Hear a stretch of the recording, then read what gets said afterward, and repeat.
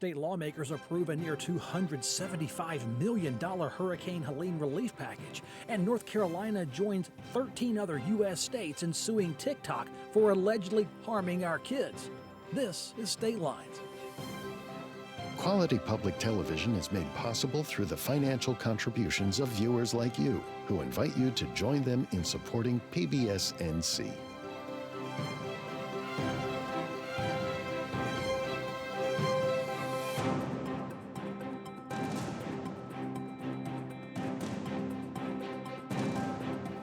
Hello again. Welcome back to State Lines. I'm Kelly McCullen. Joining me today, Don Vaughan of the News and Observer. To her right, WUNC Radio's Colin Campbell, Michael McElroy of Cardinal Pine, and the debuting Jeff Moore of the Carolina Journal. Jeff, welcome to the show. Thank you. It's a great show with a lot of topics. Every second will count. Let's start with North Carolina's General Assembly this week unanimously approved a $273 million flood recovery package for Western North Carolina's disaster zone.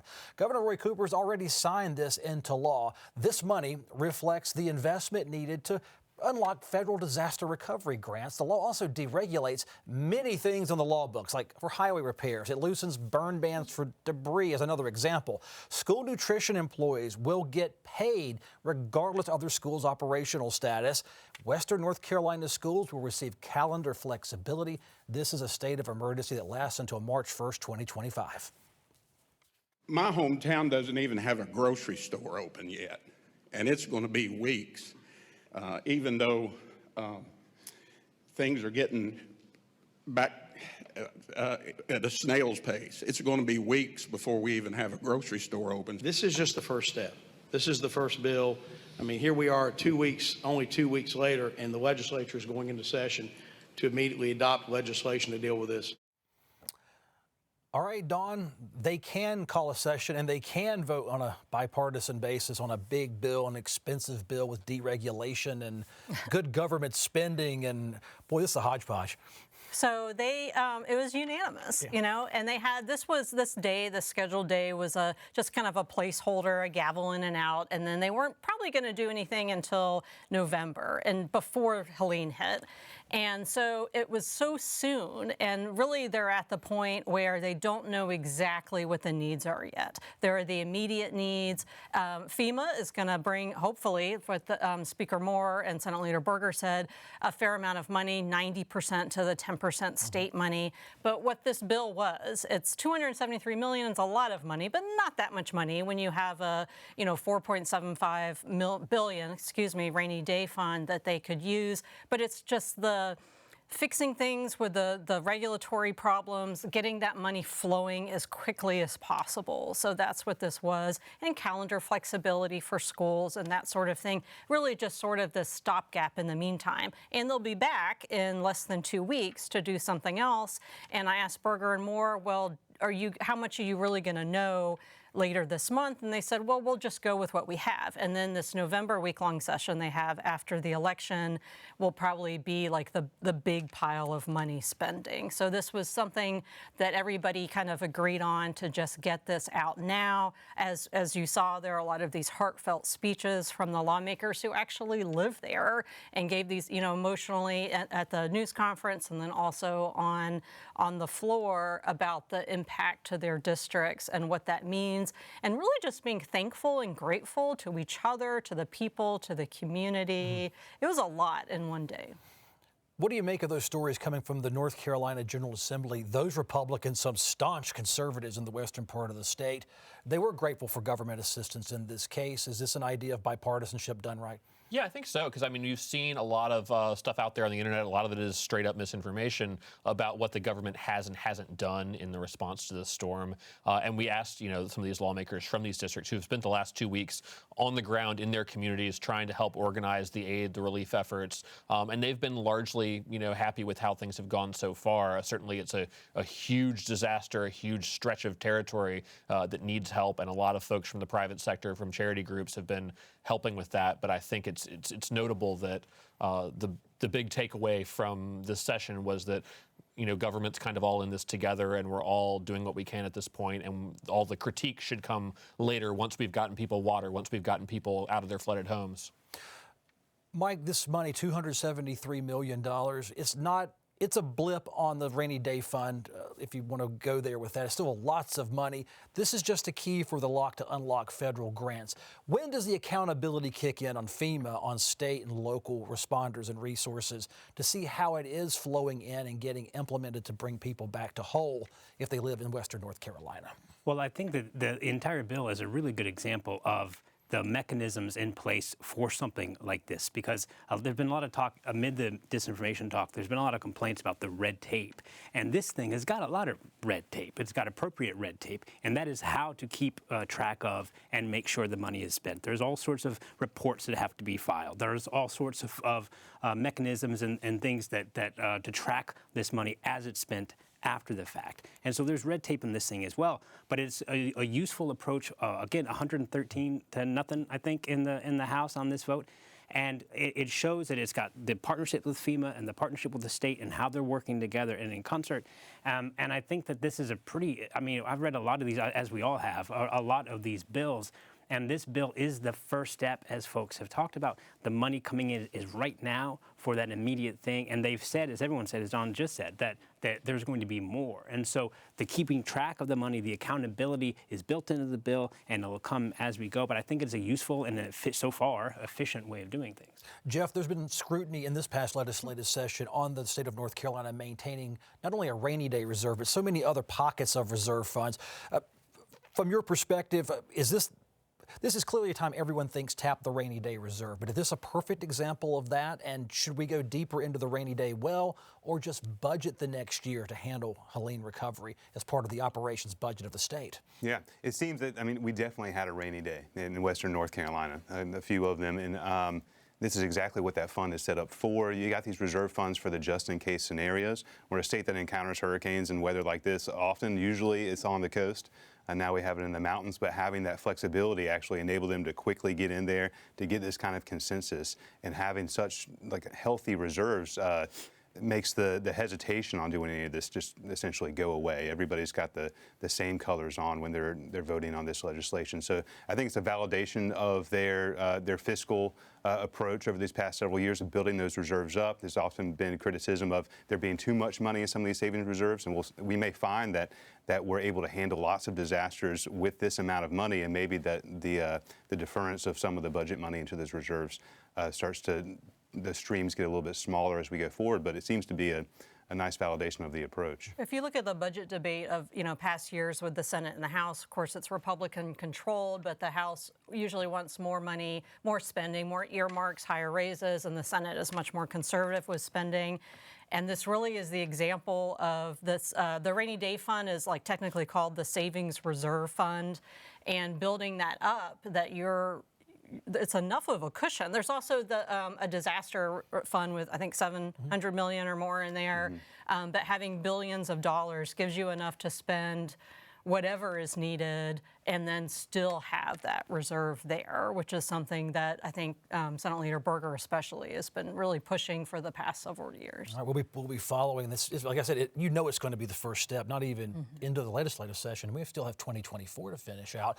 Social media, well, platforms are earning their attention for distributing what's being called misinformation regarding the federal and state government's disaster recovery response in Western North Carolina.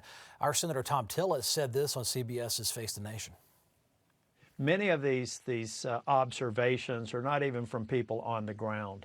I believe that we have to stay focused on rescue operations, recovery operations, clearing operations, and we don't need any of these distractions on the ground. It's at the expense of hardworking first responders and people that are just trying to recover their life. Look, if there are any challenges, call my office.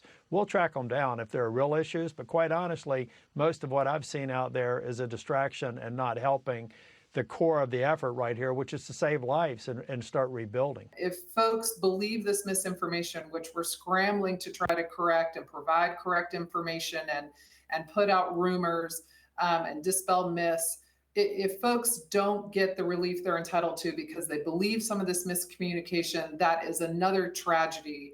And it's no good for our people and for our community. Mike, misinformation, propaganda has been around for thousands upon thousands of years, and now it's a dire problem for Western North Carolina. What got us here? Well, it's been around forever, but social media has not. And social media is the tinder that turns this into wildfire.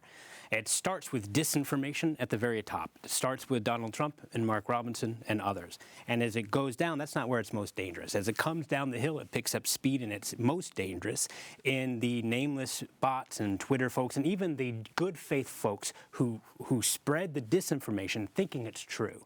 They spread these things. And you've got then reports of good faith folks saying there are 1,000 bodies outside Asheville, as the News and Observer reported today. There are 2,000 people stuck and abandoned in a church. The first responders go to try and, okay, I guess we'll go look. They go, it's not true. They're wasting their time. They're putting them in danger. And I think the biggest thing to think about this, if we're not going to debunk every single one, the biggest thing to say is spreading misinformation by good faith spreading hurts the people that those people are really trying to help. They are concerned about these 1,000 people abandoned or these 1,000 bodies. They spread the disinformation. It actually hurts the people in these communities. It detracts from the relief process. I mean, as you heard from Senator Tillis, they're trying to figure out where are the real needs, and when they're having to put out this social media wildfire of these other things that are not happening, that distracts the recovery operations from focusing on who needs help right now and is legitimately a real person in need of help. Do you see this, Jeff, as the equivalent of making a crank call to 911 asking for help in terms of disinformation? I have noticed when I read articles online and in the papers, if you will, the digital papers, the story ends up being about disinformation in this nebulous term without exactly telling me exactly what is disinformation versus what is critique of government response. They would seem to be different to me. Your take on disinformation? Yeah, I think that there's a distinction to be made here because the thing that really gives it legs is when there's a little kernel of truth in some of it, and it starts off, and then there's good faith people online that are spreading what they think to be good information, and people that are already kind of conditioned with suspicion. Over the last several years, we've gained a huge audience that has an ear for some sort of skeptical narrative that would question what the response is and if there are ulterior motives. We've heard the story about the lithium deposits underneath Chimney Rock and how the feds were going to seize that land. But you don't need to throw the baby out with the bathwater because there's some real benefit to be had from an honest criticism of some of the response. And to Senator Tillis's point, to be able to actually get to the things they need to do, those people that they need to help, the things they need to change in order to do this better next time around, some of that some of the complaints, some of the criticism should be weeded out from that disinformation so that you can actually tackle those problems. Dawn, there's only so much you can write and your team can write. When do you choose to go after something that's factually incorrect to correct it and spend the column doing that versus just taking information that is useful and telling people how to get help? Well, it's what's most helpful to people. How can you serve the readers and viewers for TV for people who are wondering like you were saying, it's, people are really worried. They're worried that people who have died aren't recovered. There's people stranded. They want to help. So you can look into it. You can find the absolute source of this. Journalists do this. Lawmakers are doing it. Republican Congressman Chuck Edwards said on TV yesterday that he checked out every single thing, and it does bog things down. It means the people that actually do still need help out there aren't getting it because they're checking something else out. But you still have to check it out, whether in a story, whether person or responder, just in case. And it does make things more complicated, but you do want to find out exactly what the facts are and tell everybody about it. If people want to believe those tweets, is there anything anyone can do to change their mind? We don't like changing our mind.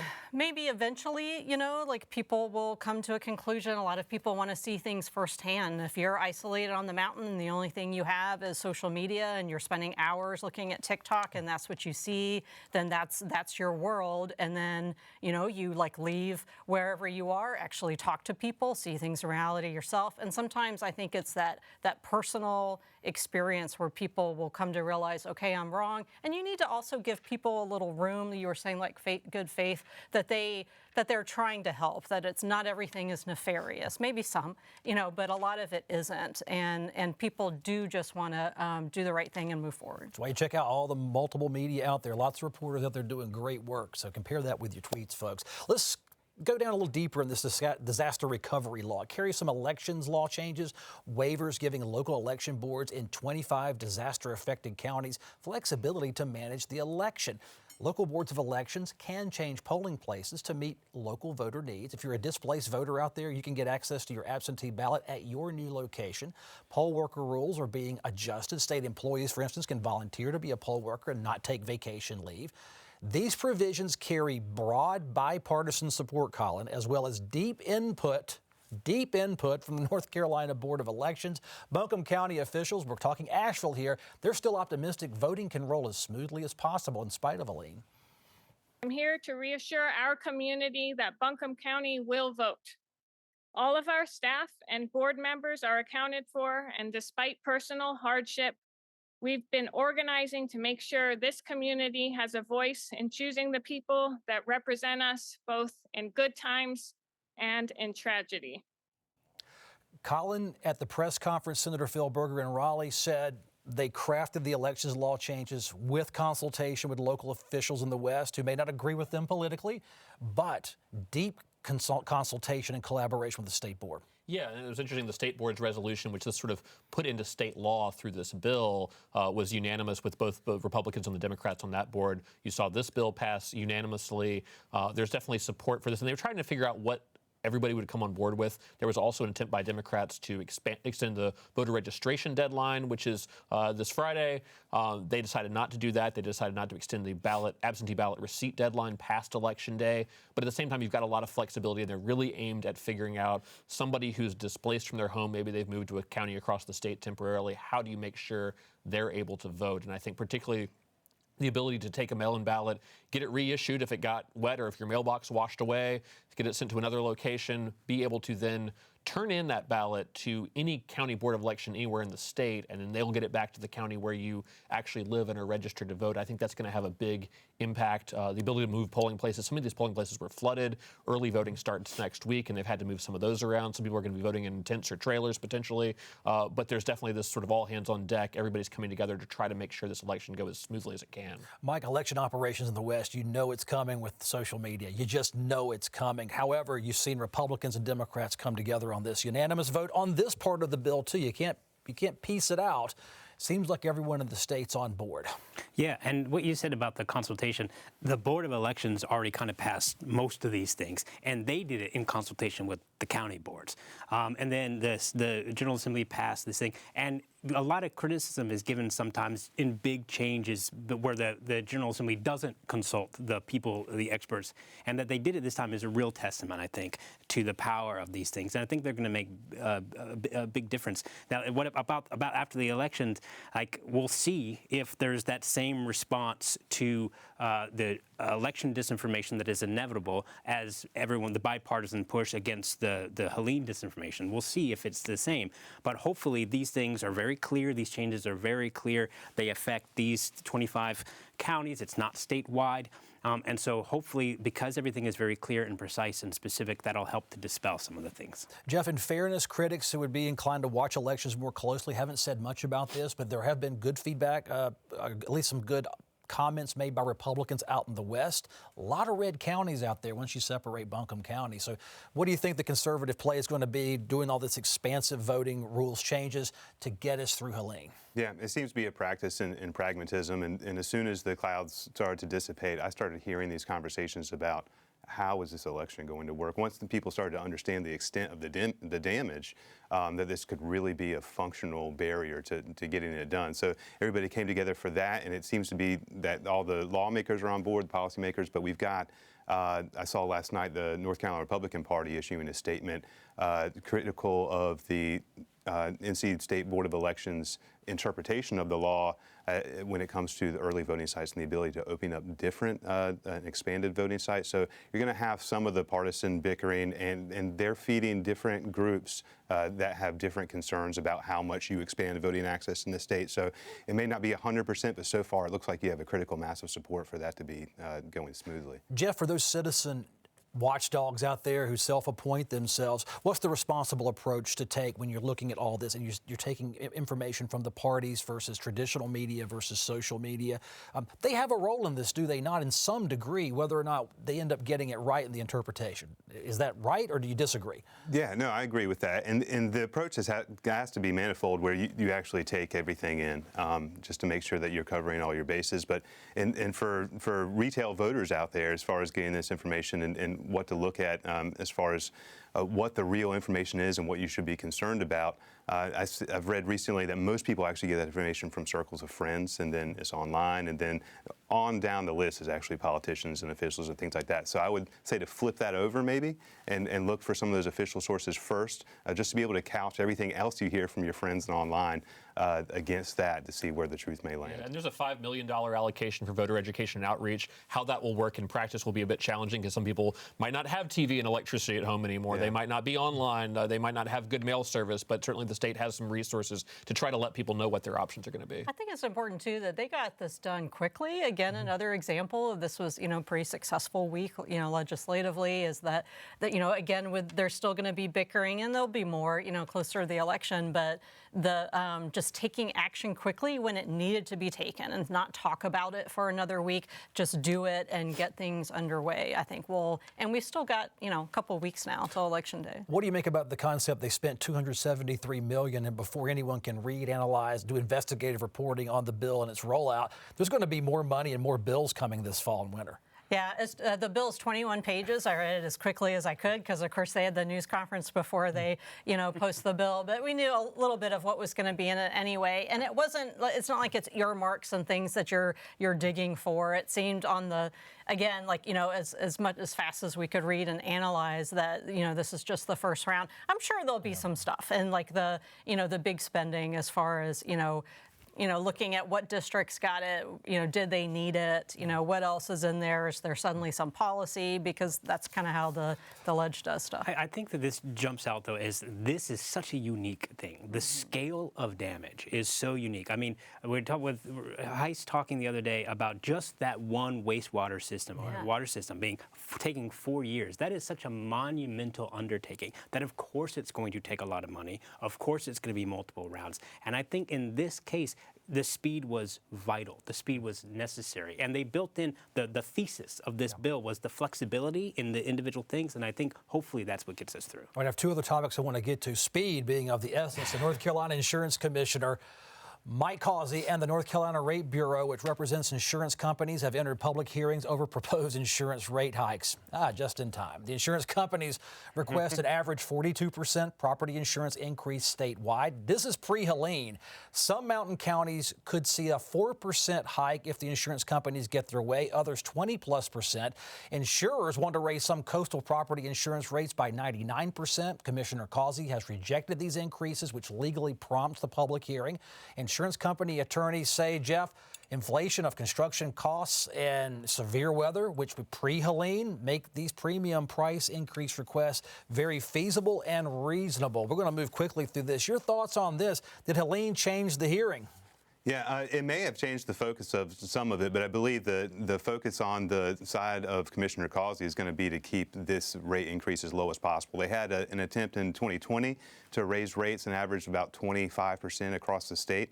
And they ended up negotiating over that time period. The settlement was closer to, I think it was just under 8%, so it's about a third of that. So here you've got an average increase of about 42% across the state, 99% in like Emerald Isle and Carteret County, maybe up to 20% in the mountains. But you'll probably find a settlement after they work their way through it that's somewhere in between that takes the sting off of this. Mike, what do you think of the insurance rate? You could be a real populist here as you're an insurance commissioner and you're the opponent, Natasha Marcus. Insurance rates, they're going to pay out a lot of premiums.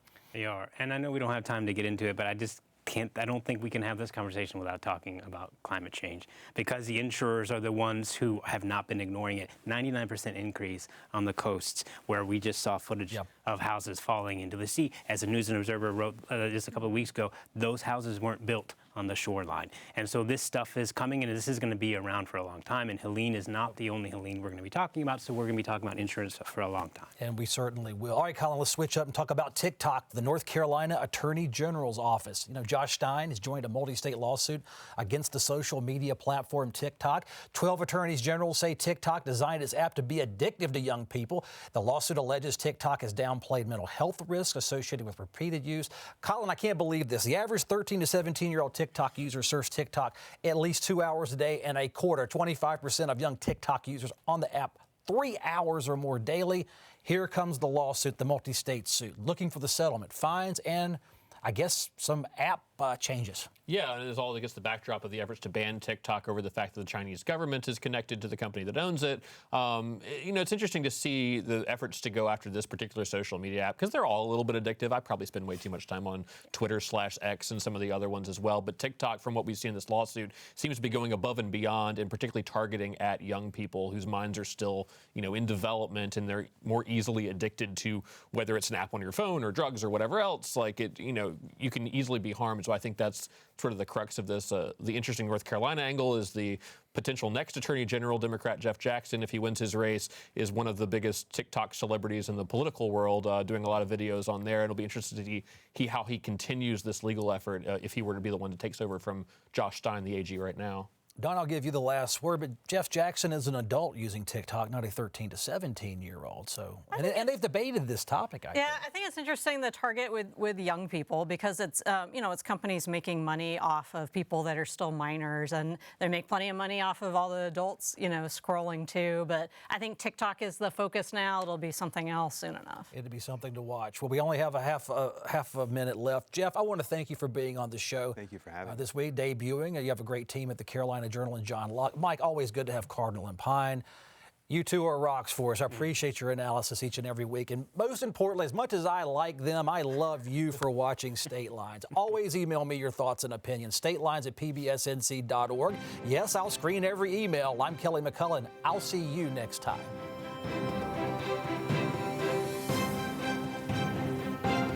Quality public television is made possible through the financial contributions of viewers like you, who invite you to join them in supporting PBS NC.